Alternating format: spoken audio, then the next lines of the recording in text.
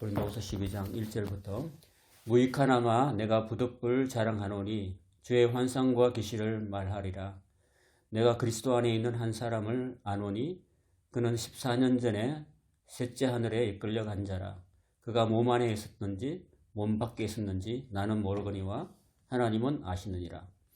내가 이런 사람을 아노니 그가 몸 안에 있었는지 몸 밖에 있었는지 나는 모르거니와 하나님은 아시느니라. 그가 낙원으로 이끌려가서 말로 표현할 수 없는 말을 들었으니 사람이 가히 이르지 못할 말이로다. 내가 이런 사람을 위하여 자랑하겠으나 나를 위하여는 약한 것들 외에 자랑하지 아니하노라. 아멘. 자, 지난 주일 오후에 지난 수요일에 이어서 오늘 고린도후서 12장의 말씀을 잠깐 보겠는데요.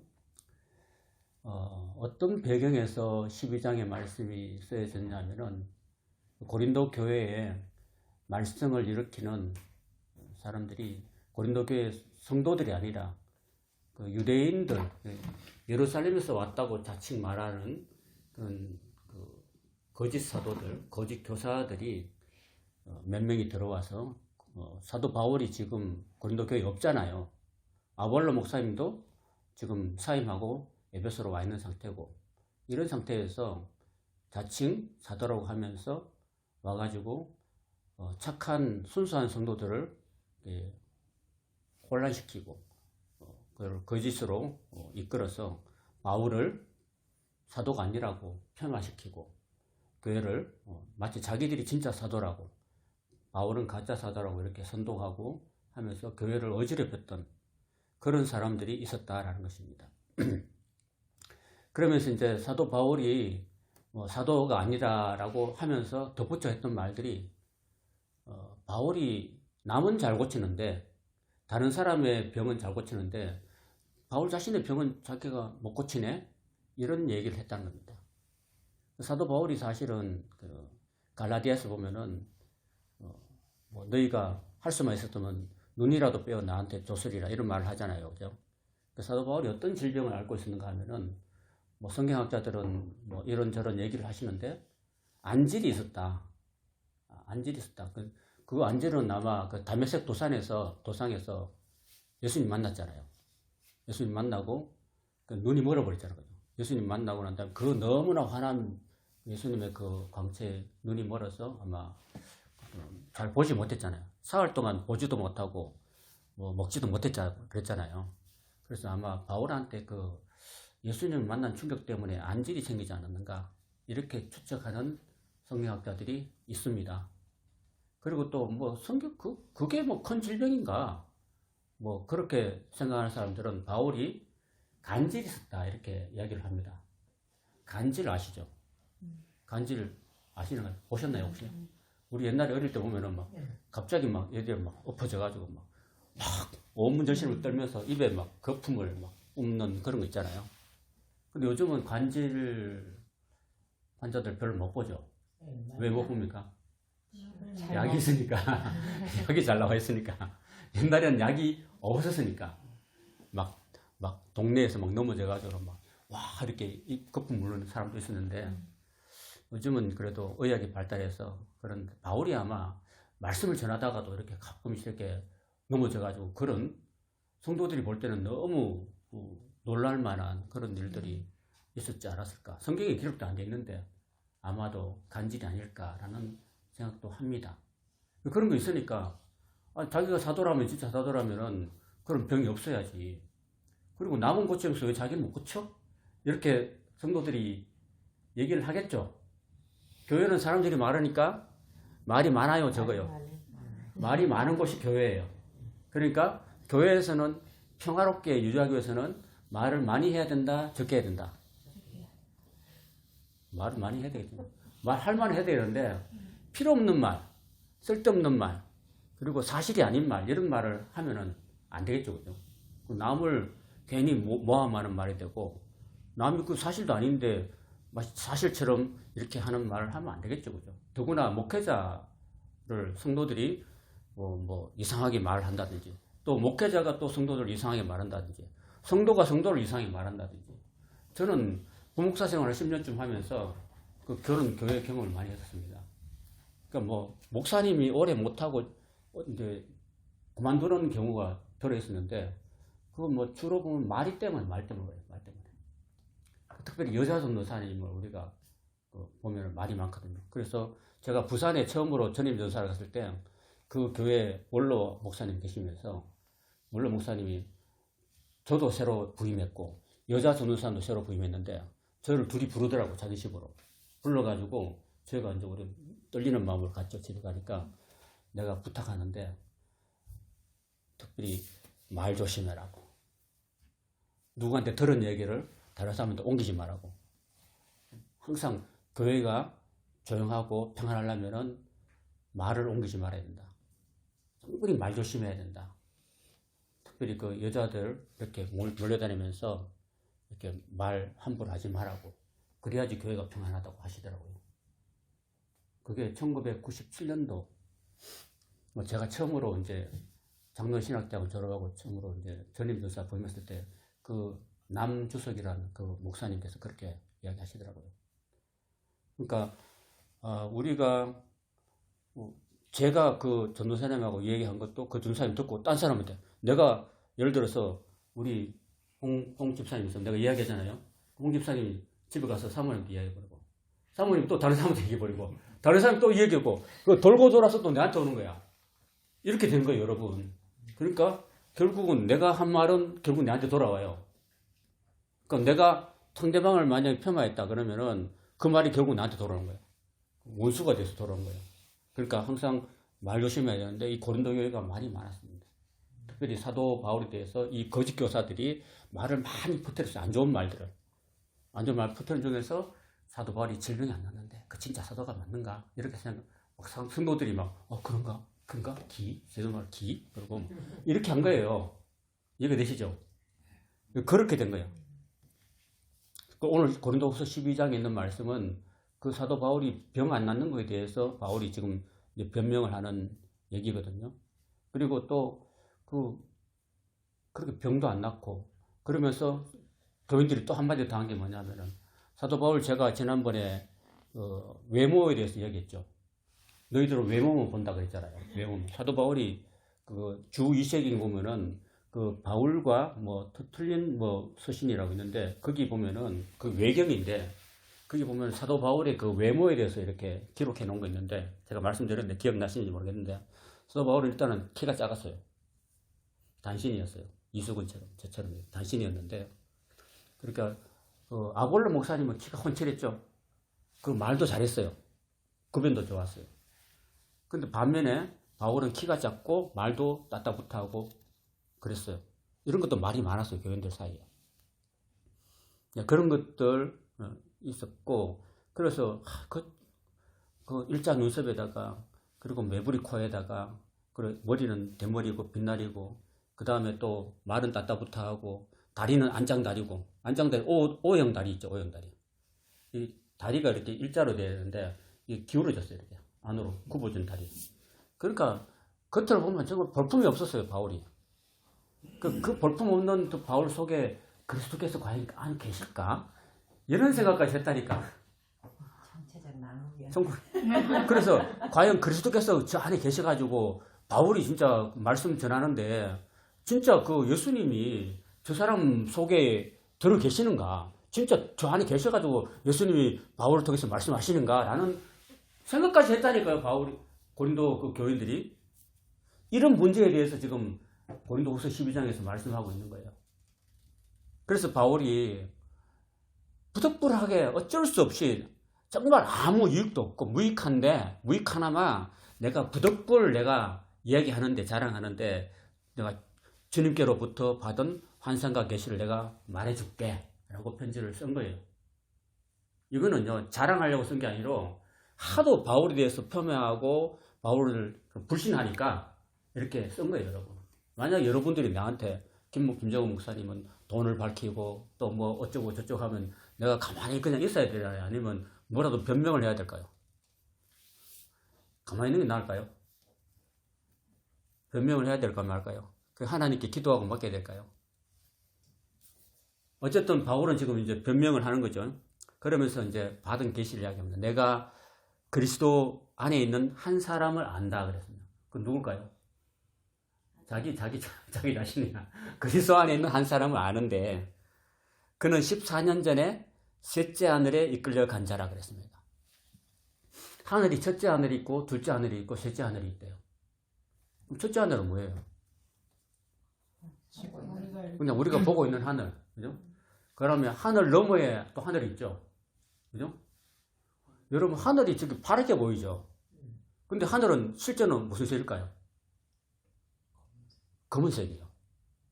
하늘은 진짜 검은색이에요. 우주 밖으로 나가면 캄캄하거든요. 근데 우리가 눈으로 볼 때는 파랗죠.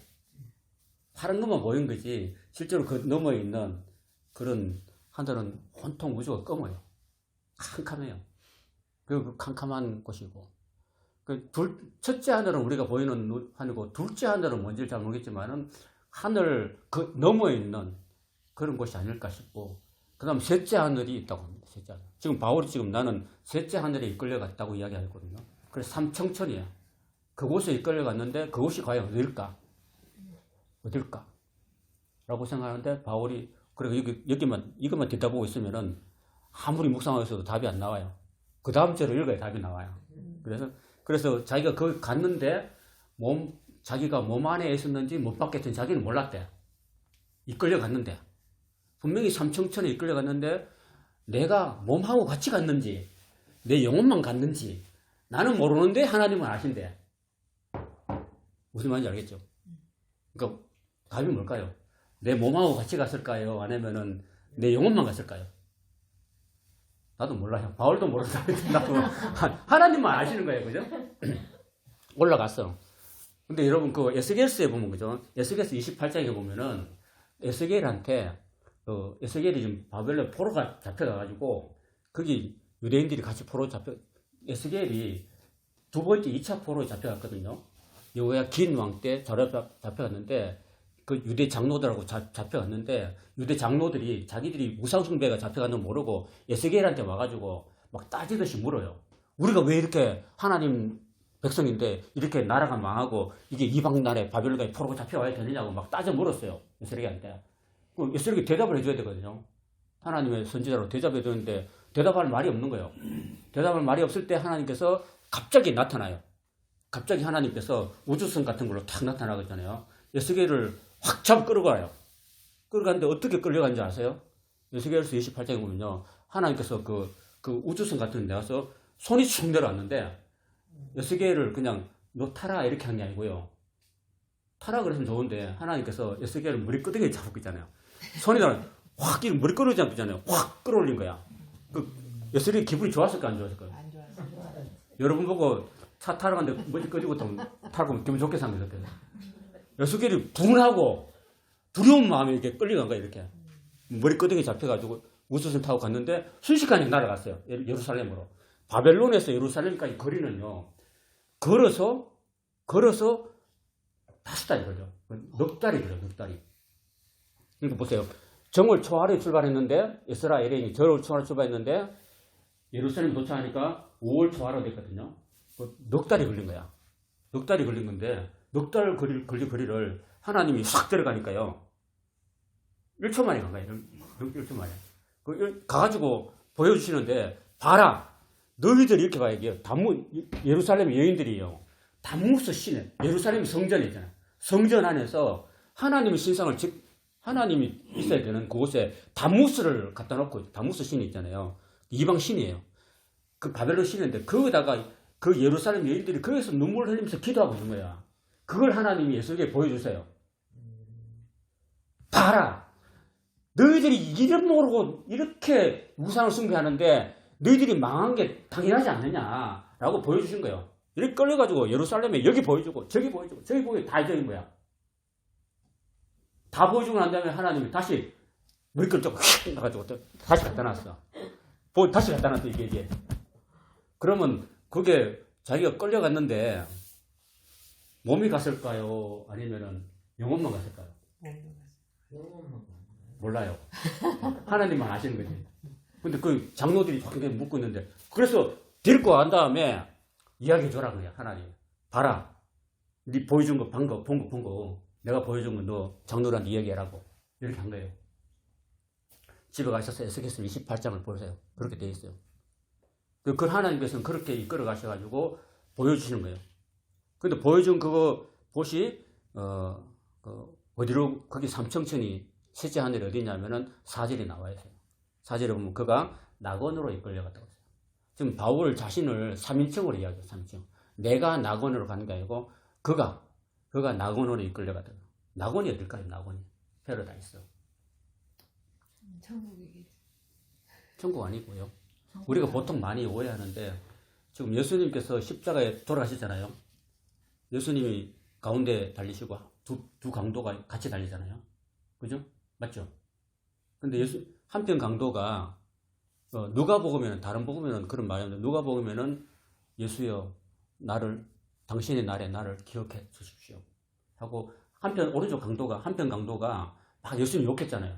네가 지금 하나님 아들이면 네 자신부터 끌어내려 우리도 구원해 이렇게 했는데 여기 한 강도가 우리는 죄를 지어서 마땅히 죽지만은 이 가운데 있는 예수님은 죄 없이 죽는다. 우리는 마땅히 죽어야 되는 예수님은 죄 없는 분이다. 그렇게 인정했어요. 하고 예수여 당신의 나라가 임할 때 나를 기억해 주십시오라고 얘기했어요. 그러니까 예수님이 하신 말씀이 뭔지 아세요? 오늘이라고 투데이 오늘 네가 나와 함께 어디에 있으리라? 낙원에 있으리라고 말씀하셨어요. 그 낙원. 그 낙원이 여기 낙원이에요. 그러면 그 삼청천이라는 셋째 하늘이 어디냐? 낙원이라고 했어요. 낙원. 근데 누가복음 16장에 보면은 사람이 딱 죽으면은 지금 예수님도 그날 돌아가셨잖아요. 돌아가면서 사람이 딱 누가복음 16장에 보면은 부자와 나사로가 살았는데 딱 죽자마자 어디로 갔어요? 나사로는 아브라함의 품에 들어갔죠. 그 아브라함의 품이라는 곳이 바로 낙원이라고 보고 부자는 음부에 내려가죠. 뜨거운 불 속에서 고통당했잖아요. 근데 의식은 다 했어요. 의식은. 몸은 죽었어도 의식은 다 있는 거예요.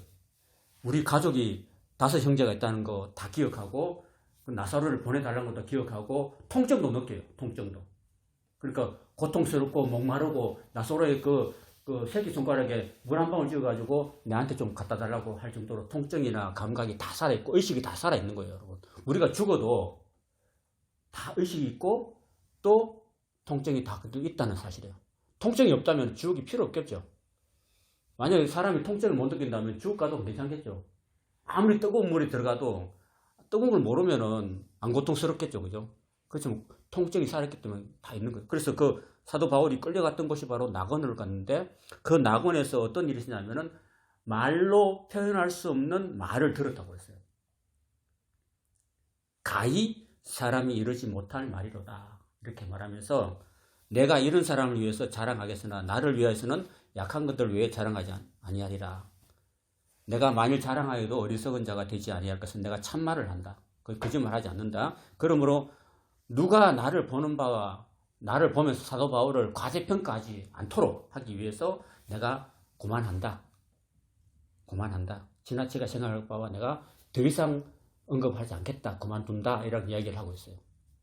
그래서 여러분 낙원을 이끌고 가신 분이 누구예요? 하나님 끌고 갔잖아. 그 낙원이 중요하지 사도 바울이 중요한 게 아니잖아요.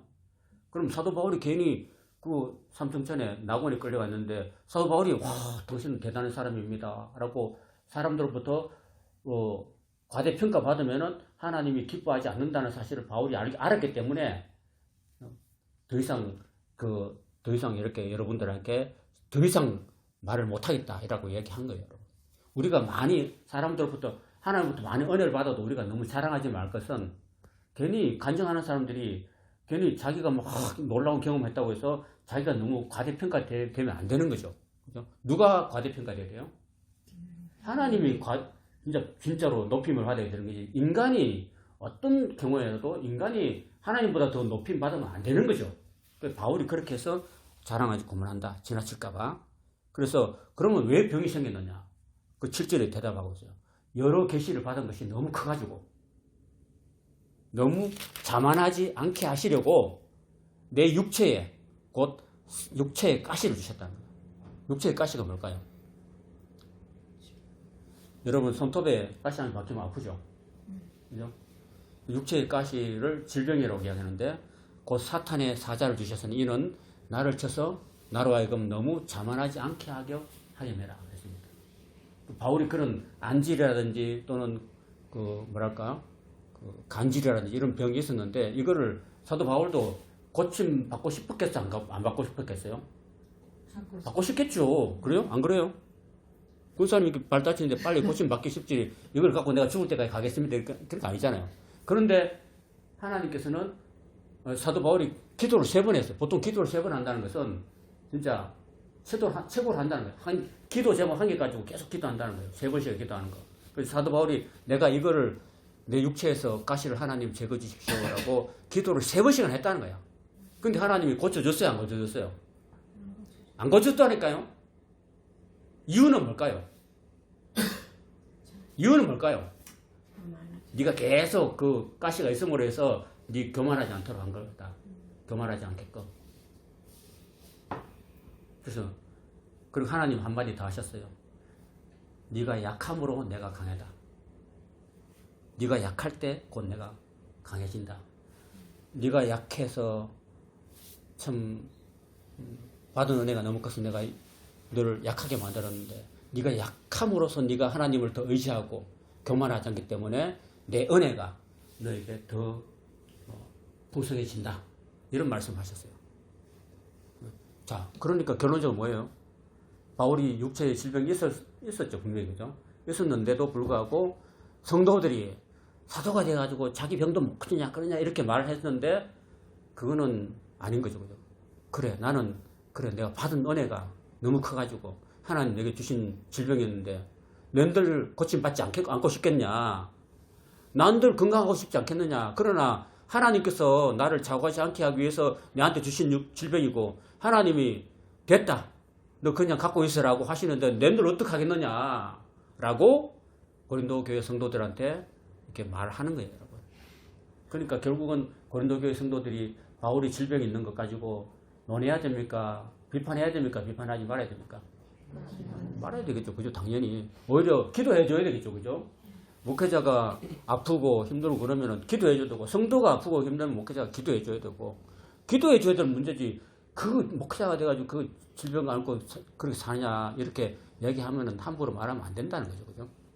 고린도 교회가 어린 교회이기 때문에 그렇게 했겠지만은, 그렇지만 그럼에도 불구하고 서로 비판하고 하면 안 되고 서로 기도해 줘야 되고 긍휼히 여겨 줘야 되는 문제지.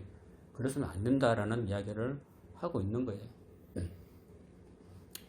성탄절이고 하니까 여기서 마치도록 하겠습니다. 11절부터 오늘 다음 주 수요일 날 하도록 하겠습니다. 그래서 아무쪼록 우리가